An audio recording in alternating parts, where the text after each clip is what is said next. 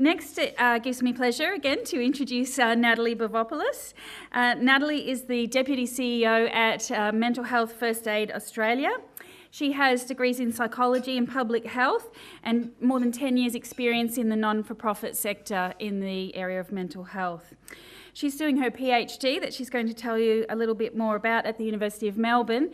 But in our spirit of our network with cross-institutional and collaboratory, I'm also supervising Nataly, and so is Tony LaMontagne. So I need to be quick. Here you go, Nataly.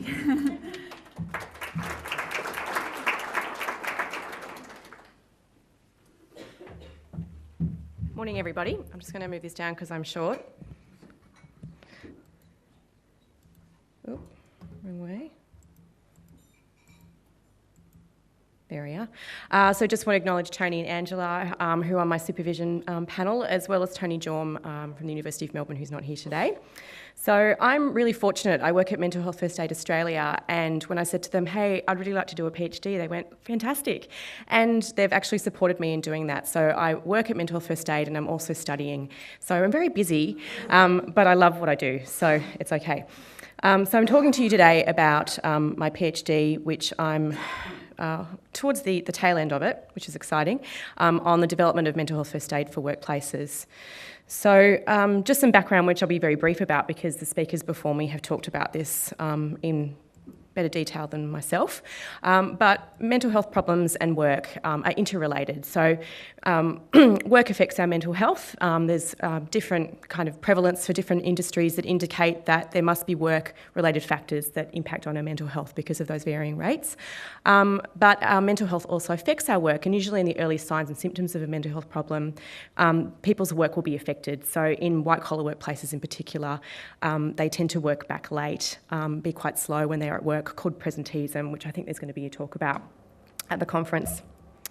Now, we know that it's quite common, mental health problems in the workplace, and it's quite costly. We haven't really talked about it today, but it's usually cited in billions. It's kind of hard to grasp once you get in the billions kind of sphere, but it's very expensive for the individual, but also for the economy. And there's a responsibility by employers to protect people's mental health at work. So that comes from a variety of legislation, WHS, anti-discrimination policy and privacy legislation.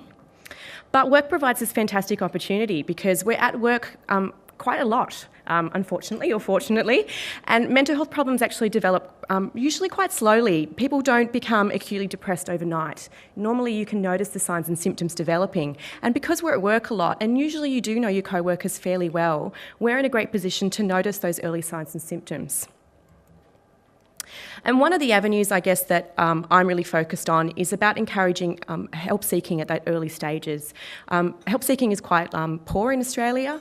So, for example, with full-time workers, there was a big study in Queensland, and about 80% of people who had signs and symptoms of a mental health problem had not sought any help. And then about 30% of people who actually knew that they had a mental health problem had not sought any help. So there's a big treatment gap that we could do something about. So encouraging early help seeking, well, there's three kind of aspects. One is that there's probably poor mental health literacy in the workplace that contributes.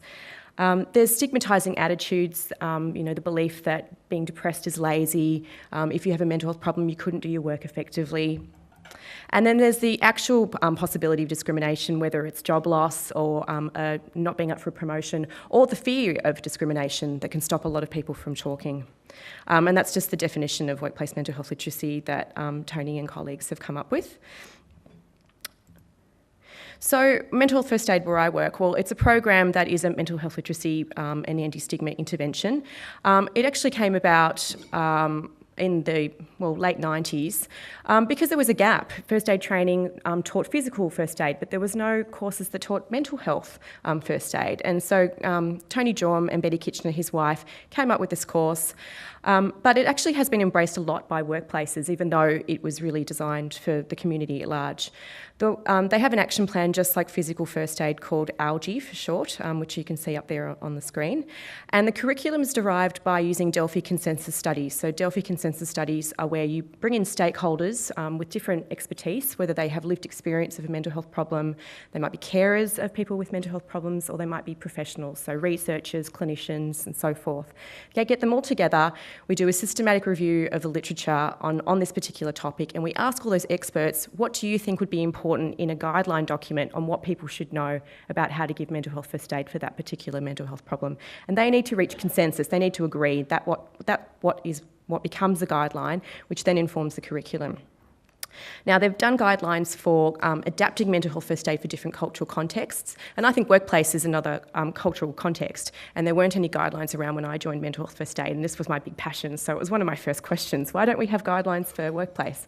So luckily I've been able to do this for my PhD. So my overall research aims are to explore, well, how can mental health first aid be more suitable for assisting managers and co-workers for helping someone at work who might be experiencing a common mental health problem. And I've 3 studies, completed the first 2. So I've done a survey with existing instructors who are delivering the course and asked them questions about how's that gone, where have the courses been, what has been the feedback, and what did they think from their own experiences how the course should be tailored or improved to better suit workplaces. The second study I did was a Delphi consensus study, which you now know what is, to develop guidelines on how to provide mental health first aid in a workplace context.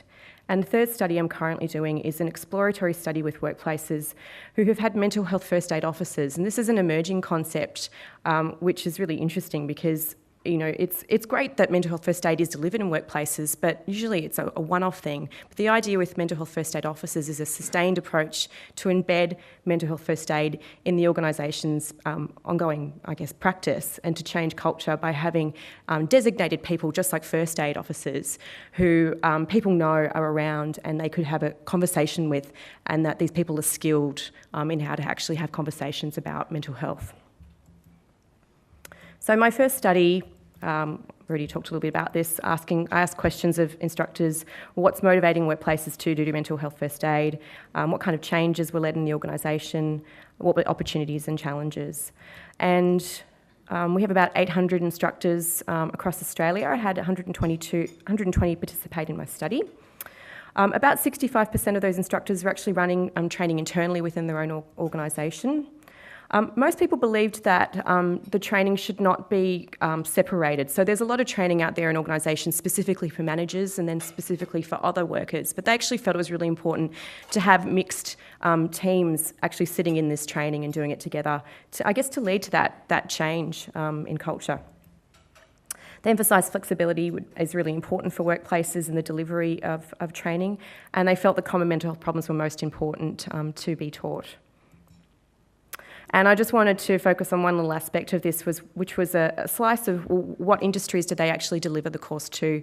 So the most popular industry was in healthcare and social assistance. About 47% of courses had been delivered there.